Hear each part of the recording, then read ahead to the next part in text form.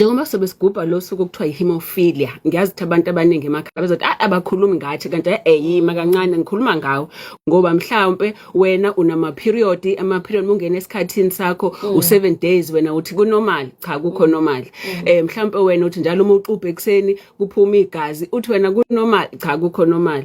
Mhlawumbe wena njalo uma ukushisa uyopha emakhaleni, uthi kunormal, kanti akukho normal. So ushayiseke ekhoneni wena sunesibazi lapho uthi hayi umthetho wale ekhaya ufuzo, cha akukho normal. Kuze kuthiwa emedini uyamongoza kanti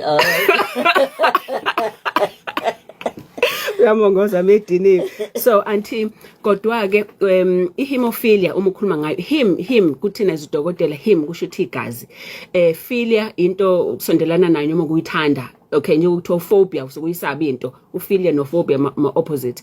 So ukusho ukuthi usuke wopha kakhulu, is too much lonto. Okay, so ihemophilia kuyisifo until lapho umzimba wakho ungakwazi ukuthi wakhe ihlulu lokustopha igazi kuze ungophi kakhulu.